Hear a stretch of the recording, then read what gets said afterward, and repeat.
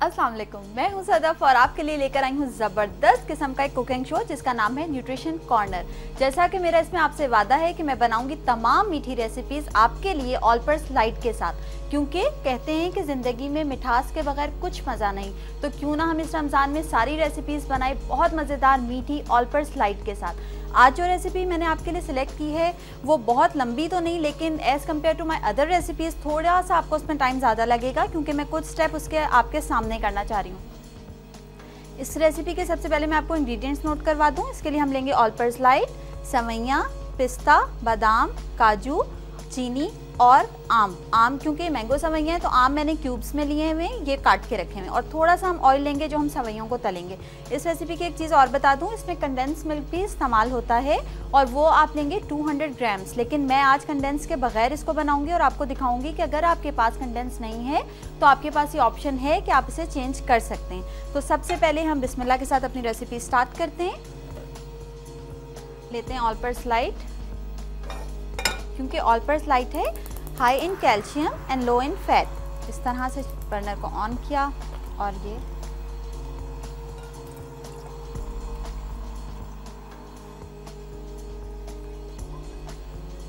इसमें मैं ये इस तरह से डाल दूंगी।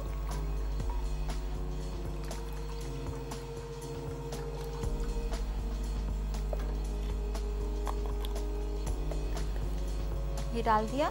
इतने मेरा ये यहाँ पे ये दूध उबल रहा है, मैं यहाँ पे सेवइयों को थोड़ा सा तेल में फ्राई कर लूँगी। फ्राई करने से मतलब मेरा ये है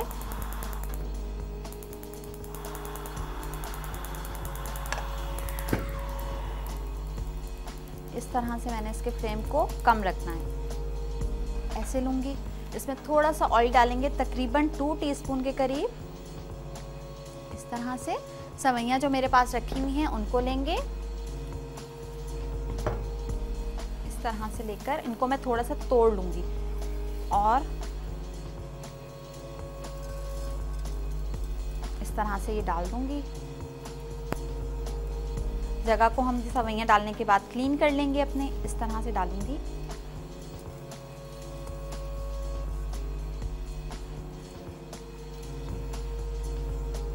ये चीज़ है इस तरह।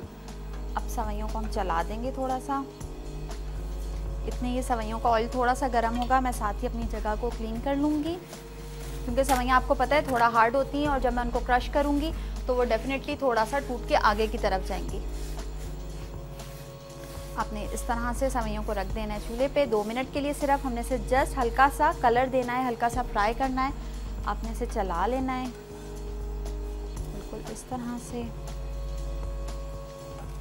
इसमें हम थोड़ा सा टॉसिंग मेथड कर लेंगे इस तरह, ताकि दोनों में ऊपर नीचे तेल अच्छे से आ जाए। इस तरह से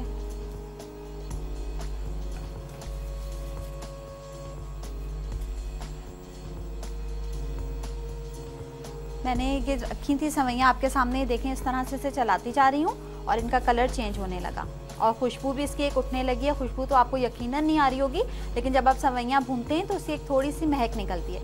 इस तरह से बस हमें इतनी देर इसको चलाना है। आपने इसको इस तरह कर लिया और एक तरफ मैंने दूध को साथ उबलने के लिए रख दिया है, ताकि हमारा टाइम थोड़ा सेव होता जाए। यहाँ पर साथ साथ दूध हो जाएगा और साथ साथ हमारी सेवइयाँ भुन जाएंगी। इस तरह से आपने कर लिया। अब इसको दोबारा से मैंने पैन को रखा चूल्हे पे और जो मुझे नट्स रोस्ट करने हैं वो भी मैं साथ ही रोस्ट कर लूँगी, क्योंकि ऑयल है, हम एक्सेस ऑयल नहीं लेंगे। इस तरह से मैं बादाम और काजू इनको रोस्ट कर लूँगी, क्योंकि हमारे पास ऑयल उसमें है, वो पहले ही ग्रीसी हो रहा है, तो मैं अलहदा से उसको बिल्कुल भी उसमें ऑयल नहीं डालूंगी। ये देखें इस तरह से, क्योंकि मैं रेसिपी बना रही हूँ ऑल पर्पस लाइट के साथ और ऑल पर्पस लाइट है low in fat and high in calcium, तो फिर मैं खुद भी कोशिश कर रही हूँ कि मैं बहुत कम ऑयल के साथ जाऊँ, ताकि आपका जितनी इफादियत है ऑल पर्पस लाइट की वो आपके इसमें रहे। ये इस तरह से करते रहेंगे इसको, साथ साथ आप इसको चलाते रहेंगे।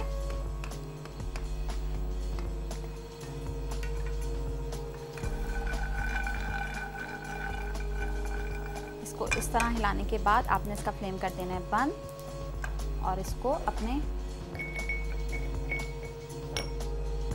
इस तरह से निकाल देना है। हमारा इसका काम हो गया ख़त्म। अब हम आ जाते हैं अपने असल दूध की तरफ। ये देखिए, अब मैं इसमें ऐड करूँगी थोड़ी चीनी। अच्छा, मैंने आपसे जैसे अभी कहा है और रेसिपी कार्ड जो चलेगा उसमें भी आप देखेंगे कि कंडेंस मिल्क लिखा हुआ होगा। मैंने आपको कहा है कि मैं वो इस्तेमाल नहीं करी, तो इसलिए मैं चीनी थोड़ा बढ़ा रही हूँ। अगर आप कंडेंस मिल्क इस्तेमाल करेंगे तो फिर आप चीनी बहुत कम रखेंगे, क्योंकि वो थोड़ा सा मीठा होता है टेस्ट में। ये चीज़ पता ही होगी आपको कि कंडेंस में थोड़ा सा शुगर ऐड हुआ होता है। ये इस तरह से आपने तकरीबन 5 टेबल स्पून मैंने ले लिया इसमें शुगर। अब मैं इसको अच्छे से चलाऊँगी ताकि हमारा शुगर जो है वो इसमें मिक्स होता जाए।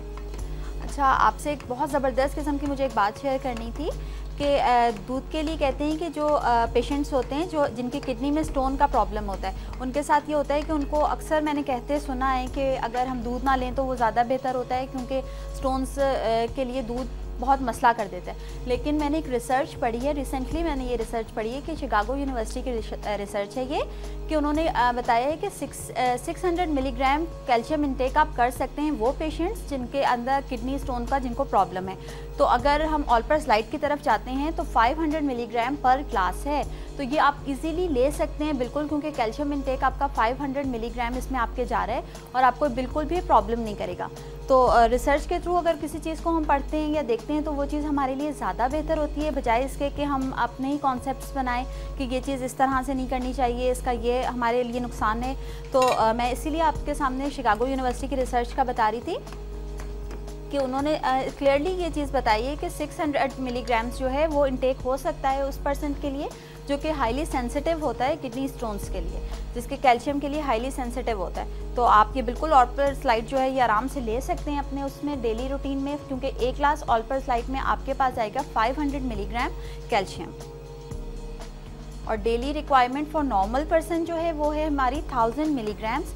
तो अगर हम 2 ग्लास लेते हैं रोज़ाना ऑलपर्स लाइट के तो हमारी डेली रिक्वायरमेंट को बिल्कुल पूरा कर देगा।